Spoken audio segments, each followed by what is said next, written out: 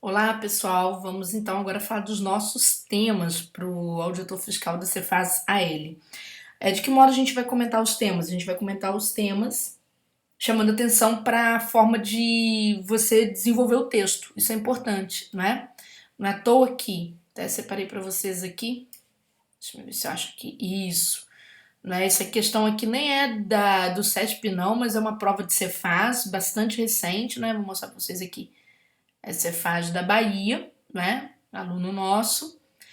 E como várias provas que eu sempre mostro para vocês, vocês vão ver que a nota deste meu ex-aluno aqui, 40 pontos, valendo 40 pontos, para ele exatamente tratar de questões que são muito próximas, né, a assuntos com os quais vocês vão trabalhar.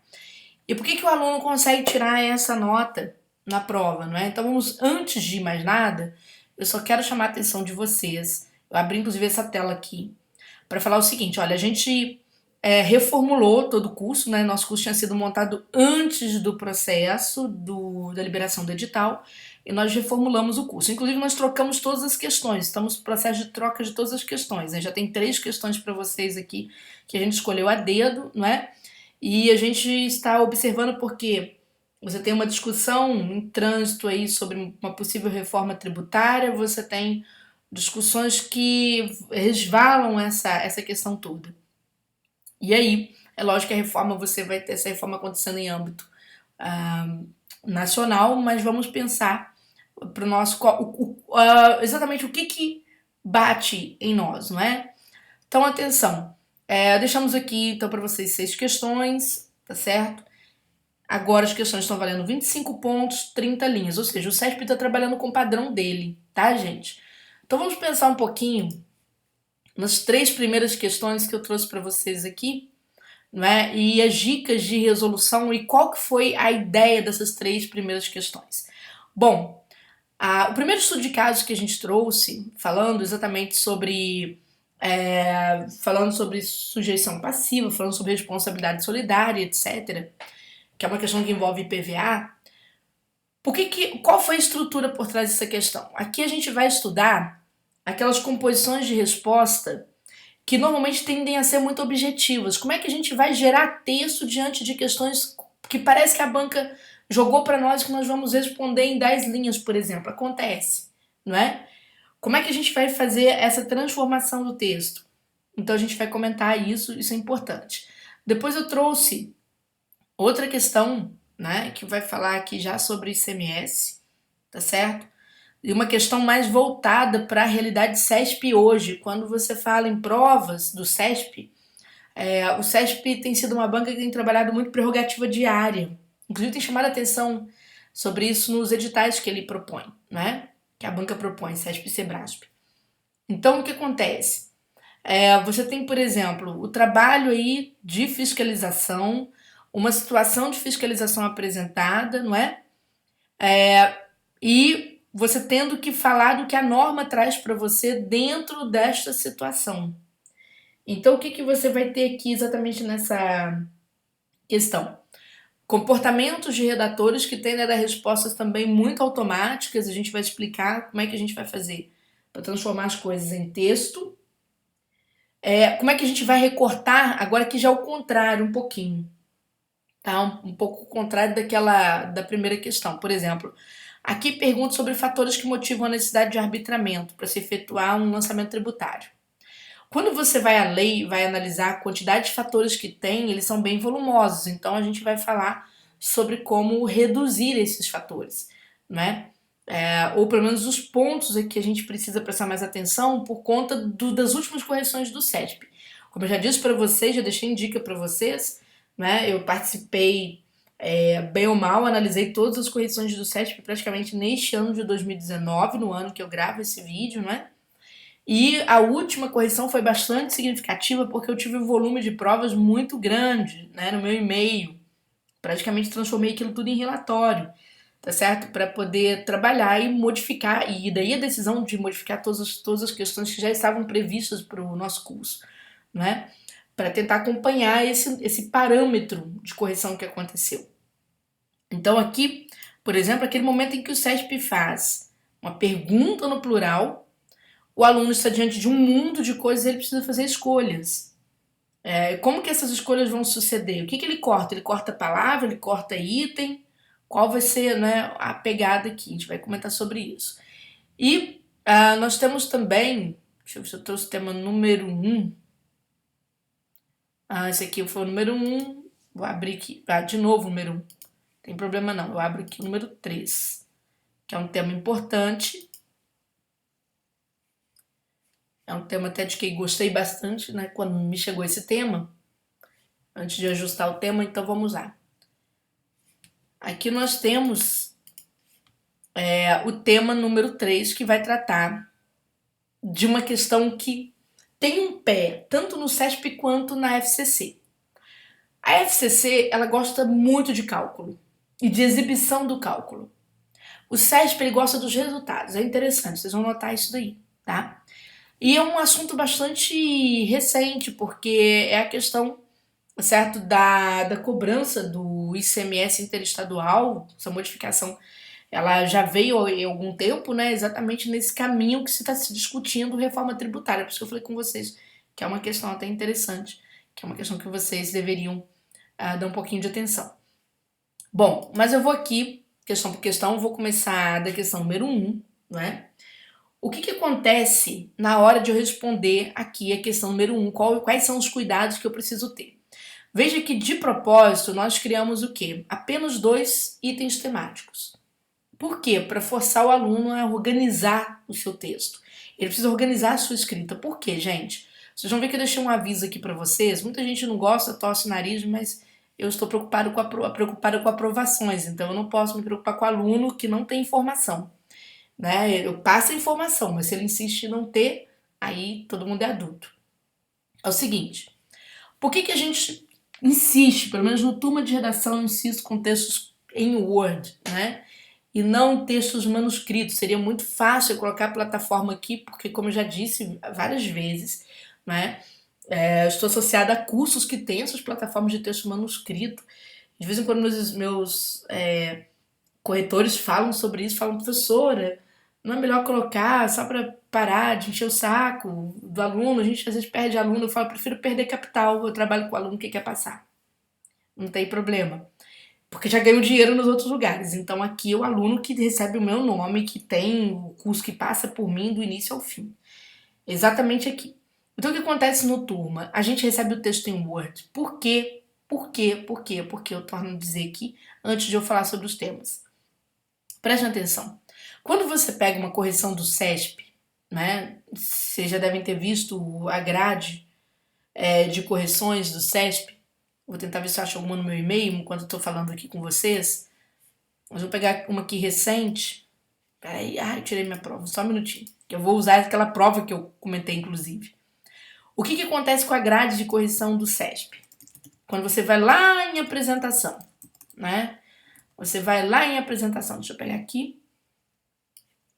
Uma prova bem recente. O TJ, PR. Deixa eu ver aqui. Alguma prova. Bacana. Vamos lá. Quando você vai numa prova do CESP, o que acontece aqui em cima? Vou tornar a reler com vocês. Isso aqui é importante, tá? A banca vai analisar a apresentação, legibilidade, respeito às margens de indicação de parágrafos. Isso aqui é um clássico. Ela sempre analisava isso. Porém, já tem mais ou menos uns 2 anos que ela incluiu a parte de estrutura, organização das ideias no texto estruturado. E quando você olha, o CESP, ele quase não tem tirado nota dos candidatos aqui em cima, não. Por acaso, aqui é uma redação que eu peguei que tirou. Só para vocês terem noção, no TJPR, de todas as provas que me chegaram para consulta recursal, só tive 2 provas.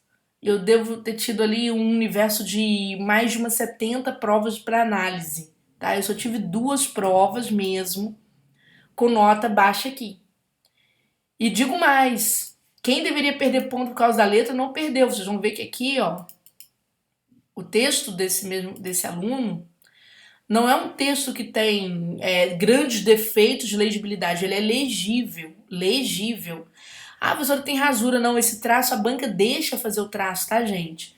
Em compensação, vou mostrar aqui. Peraí, ó. Deixa eu ver se eu acho aqui. uma redação que eu vou mostrar a letra para vocês, deveria ter perdido até ponto em função disso, vai ver que o SESP não vai tirar, porque não é isso que o SESP persegue mais.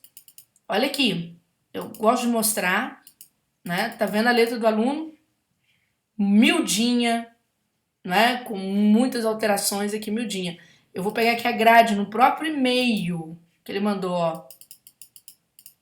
2 pontos. Eles não tiraram ponto por causa da letra dele, gente.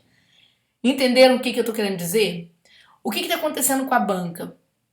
Ela está vindo aqui em organização das ideias em texto estruturado. Os caras nem sequer estão tirando pontos em relação às margens. Né? Me falta um nome agora para procurar no meu e-mail ali, uma margem muito ruim que o cara nem mexeu nela. Os caras estão batendo em cima da estruturação do parágrafo, exatamente quando o parágrafo está ruim. Estruturação do parágrafo, preste atenção, isso tem a ver com redação. É você escrever um período, você conseguir transitar para outro período, tu conseguir transitar para um terceiro período, finalizar a ideia, escrevendo bem. Ou mesmo você conseguir fazer um período extenso com clareza, porque na área fiscal vai acontecer. Por exemplo, quando você pega esse tema, acho que o tema 2 que eu trouxe, quer ver? Aqui, ó, fatores que motivam o iniciar de arbitramento para se efetuar lançamento tributário, é uma infinidade de fatores. E aí o aluno vai sair redigindo, naturalmente o período vai ficar extenso. A lei nem sempre está bem redigida, então, mas a banca não quer saber, ela quer saber da sua redação. E aí você precisa redigir com clareza, porque eles vão bater em cima. Então, quando eu falo em apresentação, e eu falo com muita responsabilidade, eu falo, me manda a prova em Word. Júnior, posso mandar minha letra para você? Pode, não tem problema. A gente, só mandar o manuscrito colado. Entendeu? O aluno que não quer resistente, eu vou embora. Problema, eu não vou matricular no curso. Problema, não é à toa que eu tenho alunos com notas altíssimas em concurso. Eu só fico com esses alunos. Por quê? Não interessa o paraquedista, interessa aquele cara que quer passar. Entendeu? Não interessa o cara romântico, interessa o cara realista. Então, tudo, vocês podem ver que tudo que eu trago aqui, eu mostro pra vocês, eu insisto, mostro, abro os olhos de vocês que estão comigo, né, me seguem, etc., que estudam comigo. Porque eu falo, gente, tem que ir embora pro concurso público, não pode ficar agarrado aqui fazendo cursinho a vida inteira. Entendeu? Ninguém merece isso. Então, preste atenção. A letra de vocês não vai se modificar na idade adulta que vocês têm, nem se vocês quiserem. E eu não vou nem explicar mais isso. Não é à toa que a perícia grafológica, quando tu comete um crime e tá envolvendo a sua letra, os caras te identificam, pode modificar a letra que você quiser, eles vão te identificar. Tá bom? Mas eu não quero nem discutir isso. Eu já mostrei, né? Mostrei ali uma letra horrível e 2 pontos, e mostrei uma letra boa e o cara deu 1,5, né? Nós vamos falar então sobre o tema 1, né? Que é o que eu trouxe como dica aqui para vocês na hora de vocês responderem. Todo mundo sabe que precisa, né? Todo mundo sabe isso aqui, não é novidade para ninguém. Recuperar o item temático, proceder à resposta, não sair da ordem, não é? Certo? Fazer o item A primeiro, depois o item B. Por que a gente repete? Porque tem aluno que ainda faz tudo fora do lugar. Ele acha que pode responder B antes de A, vai dar problema, tá bom? Vai dar problema. Então isso é um clássico do SESP para ser feito assim. O que eu chamo a atenção de vocês? Muito cuidado, gente, com a fundamentação. Às vezes a banca te pede a fundamentação apenas na lei. E tanto que o edital da Cefaz Alagoas, por exemplo, ele recorta basicamente as normas lá, pelo menos na parte da legislação tributária, que são do estado de Alagoas. Né? Mas nada impede que você tenha que saber alguma coisa da jurisprudência vigente sobre aqueles assuntos. Então, tu tem que saber. Então, quando a banca fala legislação fiscal e jurisprudência vigente, você vai ter que apontar. Eu não lembro a jurisprudência. Alto lá, calma, calma. Calma. Eu percebi na última correção do SESP que bastava o aluno afirmar que tal coisa estava na lei ou estava de acordo com a jurisprudência, vamos supor, que não é a última correção do específico, na verdade, que a banca já dava pontos. Agora tem um aluno que vem aqui e só explica blá blá blá blá blá blá, que, e não coloca, não fala que está de acordo com a lei vigente, não fala que está de acordo com a legislação fiscal do estado de Alagoas. Então, isso aqui é para você usar. Se você não se lembrar da jurisprudência, pelo menos faça a menção geral. Porque na hora de a banca avaliar, se tiver todo mundo degringolando, descendo o morro, você se salva, entendeu? Se tiver todo mundo lá para cima escrevendo bem pra caramba, o que vai acontecer? Você fica menos pior que o cara que escreveu mal e que esqueceu de citar, ou mesmo que escreveu bem, mas esqueceu de citar a norma. Então isso é importante, na hora que você for fazer suas alegações aqui, você precisa fazer isso, tá certo? Outra dica importante que você precisa considerar, não é? Aqui pergunta, há legitimidade quanto ao enquadramento da redadora no polo de sujeição passiva? Numa prova da Fundação Carlos Chagas vem logo um sim, né? Pá, sim ou não, tá bom? Geralmente vem um sim ou não, o aluno vai lá e tasca lá e vai direto. E a FCC tá de boa com essa forma de se inscrever. O CESP, aí que tá, por isso que eu comecei dando bronca com relação ao tal da legibilidade. O CESP está analisando a paragrafação, a formação do parágrafo. Quando você começa com um sim ou com um não, possivelmente tu vai ter problemas lá em cima na nota de apresentação. Possivelmente. Então o que acontece? O que é bom você fazer? É bom você mostrar primeiro, né? Reiterar isso daqui, explicar segundo a norma, se há se há dentro dessa questão da sujeição passiva alguma responsabilidade solidária.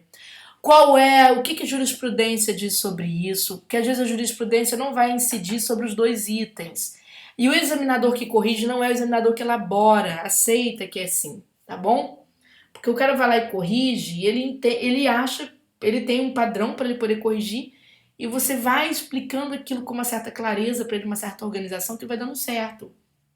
Então, gente, nesse caso, escrevam primeiro o que diz a lei, deem a resposta, lembrem-se do caso. Tem gente que abandona o caso, pelo amor de Deus, estudo de caso é para você usar os dados desse estudo de caso. Chegou o item 2, terminou de responder lá em cima, perceba que no item 2 você tem pelo menos 2 questionamentos. Júnior, eu posso responder um num parágrafo e outro no outro? Pode fazer sim, até para o texto ficar mais bem distribuído. Porque senão nós vamos ter 2 parágrafos, né? De repente um mais pequenininho, né, um pequeno, e um outro grande, né, bastante extenso, de repente. Então você pode dividir aqui o item B, sim. Mas responda primeiro, ó, é justificável a alegação da arrendadora quanto a prejudicial de prescrição? Então você vai dizer se é justificável, por que seria justificável, né, e tal. Depois você vai falar do efeito tributário previsto caso a justiça reconhecesse essa alegação. Né? Qual vai ser o efeito em relação a essa questão, certo? Ou seja, cessou a cobrança, né, do tributo, qual vai ser o efeito imediato? Então, tem coisa aqui que você vai simplesmente, tem muita coisa que você vai acionar o Código Tributário do Estado de Alagoas, tá? E tem muita gente nesse concurso que vai lá no CTN, né, que a banca não propôs para o concurso. Então tem que tomar cuidado com os recortes que vocês têm, tá bom? Então, em relação ao primeiro tema, a dica que eu deixo para vocês é essa. Primeiro começar a retomar o item, responder a lei, não dar resposta tão automática. Se o seu texto ficar muito pequenininho, você pode fazer uma introdução? Pode. Você pode explicar a questão do IPVA. Falar deste tributo, fazer uma introdução já que se está falando sobre ele, não é? Falar qual que seria, vamos dizer assim, né, o fator que vai motivar a cobrança do IPVA. Então você pode fazer essa introdução para o seu texto ganhar corpo, para a banca notar que tem um texto estruturado. Porque senão, gente, deixa eu ver se está aberto aqui de novo. Deixa eu puxar aqui, olha só. A banca quer a organização das ideias em texto estruturado. Tá? Então, se você começa já de uma decisão, naturalmente você vai começar de um texto pelo meio do caminho. Então é uma dica, você pode fazer essa introdução, vai ser muito bem-vindo você fazer esse tipo de trabalho, tá bom? Então fica essa dica aí para vocês, né? E vamos, né, no curso seguindo para o tema 2.